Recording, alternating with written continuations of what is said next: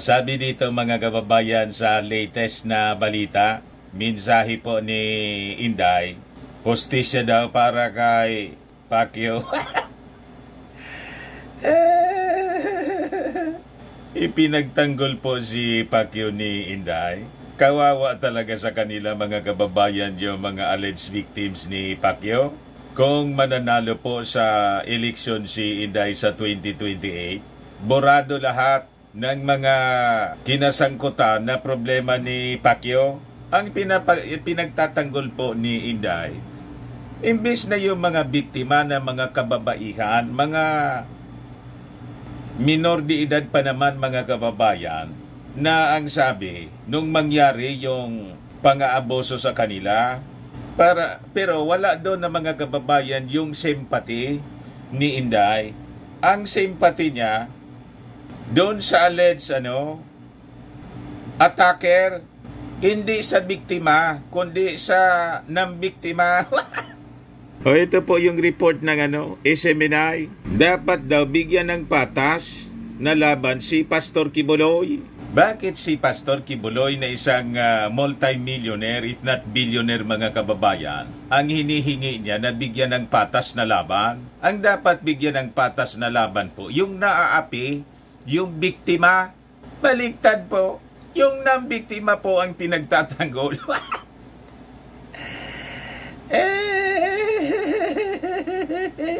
But before ko mga kababayan ibigay sa inyo yung kwento, yung full story nito, click subscribe muna dito sa ating YouTube channel and hit the notification bell para lagi po kayong updated sa mga makatotohanang balita. Lalo't mamaya, may announcement po si Maudigs. Dadalo daw doon sa rally po. Prayer rally ng mga palamura. Sa liwasang Bonifacio. Baka anya naman Mr. Maravillas tumira ng fentanyl. Umula naman ng paninira. Pagmumura laban sa ating Pangulong Bongbong Marcos. Laban kasama ang Bayan Prayer Rally, former President Rodrigo Roa Duterte, March 12, Tuesday, 2024. Pupunta doon kasi pinagsawaan na po yung mga paulit-ulit nilang mga speakers na pumunta doon, si Harimau, si Salmao Sidong Panelo, si Atty. Trixie, si Ka Eric, si Badoy. Pinagsawaan na po, paulit-ulit yung mga sinasabi. Wala man makumbinsi po na mga mamamayang Filipino other than yung mga taga Finta Kingdom. Ingawan niya talaga, Mr. Maravillas, kantsaw ka ng kantsaw. Yun man talaga po yung totoo. Sila man lang po na mga taga Finta Kingdom. Kukunti yung mga nandoon. Walang suporta po sa mga mamamayang Filipino. Like and share na rin po ninyo ng ating video. At wag na rin po ninyo na skip yung ating mga commercial ads para tuloy-tuloy lang ang pag-unlad ng Bagong Pilipinas.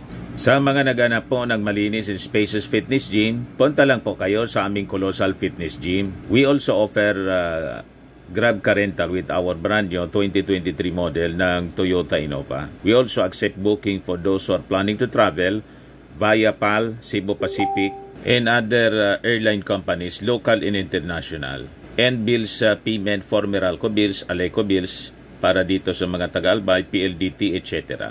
Kahit saan po kayo gusto na mag-travel,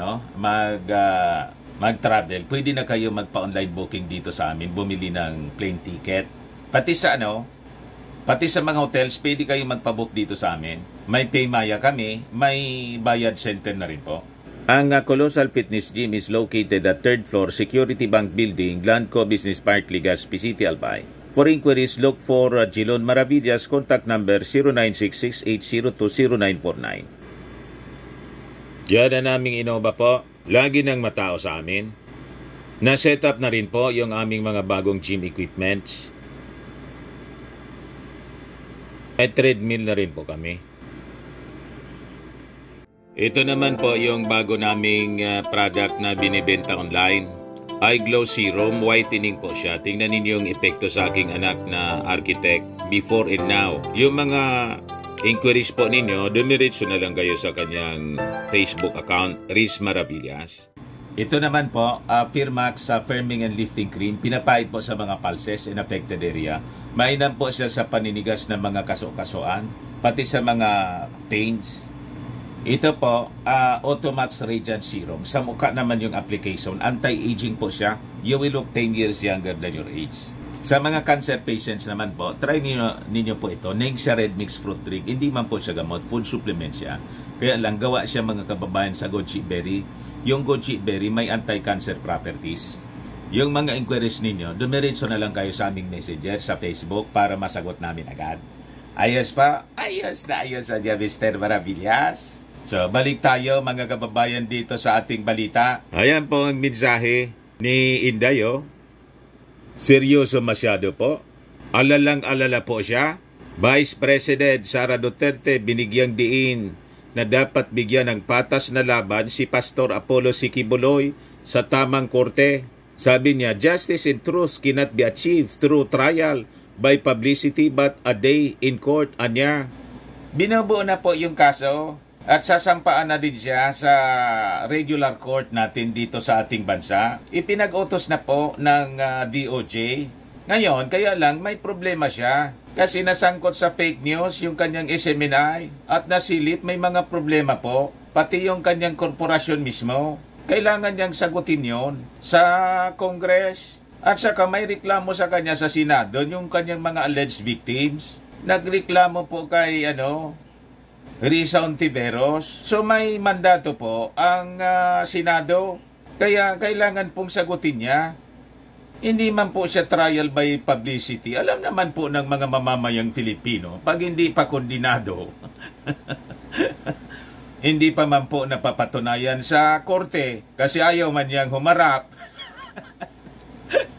doon sa Amerika. Ang dapat gawin niya, para sabi mo, hindi trial by publicity, sumurinder na siya doon sa Amerika kasi.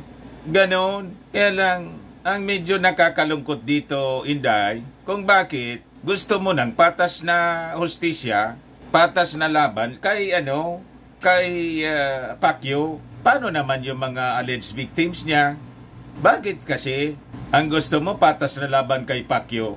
Di ba dapat babae ka? Yung alleged victims niya, mga kababayan, dapat di ba doon ka kumampi at tumingi ng patas na laban para sa mga biktimang kababayan, lalo't mahihirap sila as compared kay Pacquiao na kung hindi multi-millionaire, billionaire po.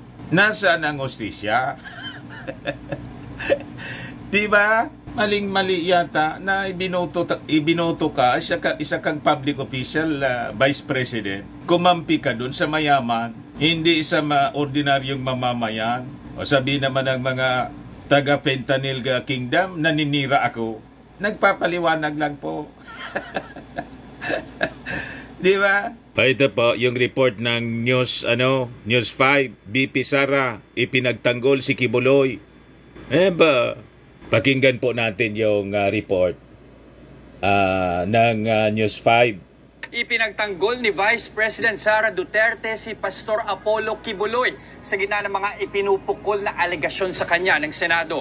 Sa isang video message na pinost ng SMNI, iginiit ni VP Sara na hindi patas at abusado na ang pagdinig laban sa pastor. Dahil tila hinatulan na raw na guilty si Kibuloy base lang sa salaysay ng mga hindi nagpapakilalang testigo.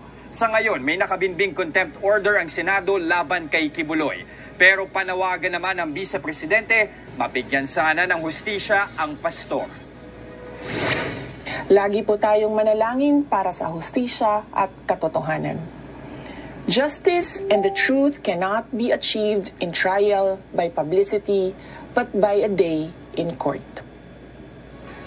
Sa gitna naman tungkol sa kinakaharap ng mga... So yun mga kababayan, si Inday, naaawa siya kay Pacquiao, di alleged attacker, at tinihingi niya ang pantay na laban. Hindi nga po pantay yung laban kasi yung kaibigan po ninyo, multi-millionaire if not billionaire. Ang dapat pong hiling ninyo, pantay na laban para doon sa mga humihingi ng hustisya. Ang humihingi po ng hustisya po, yung mga alleged victims niya. Naintindihan mo, Inday? Siyempre rin naman yan, taga doon sa Davao si Pacquiao at best friend ng kanyang tatay. Yun nga po yung masama doon. Yun ang nakakalungkot, mga kababayan. Kaya ito yung mga reactions ng mga tao po, oh. Laki ng utang ng loob, ah. Kahit pala ang abuso ng mga bata at babae, babaliwalain. Kibulok supporter sir. Kasi may nag-react, confirm abuso ng bata. Where did you keep your mind? Sabi ng isa pa, kung di totoo, bakit pati sa ibang bansa, tsaka wala namang masilip kung talagang wala siya kinalaman. Harapin niya kung wala siya talagang ginawa. Tama po. Paano siya magkakaroon ng hustisya na sinasabi niya kung hindi niya harapin yung asunto? May nag-asunto. Kaya dapat niyang harapin at i-defend yung kanyang sarili. Ipaliwanag kung bakit hindi totoo. Kung baga yun ang sinasabi nila. Tama po, mga kababayan. Ayun lang po yung ating short video ngayon. Ako po si Dante Maravillas. Bye-bye. God bless.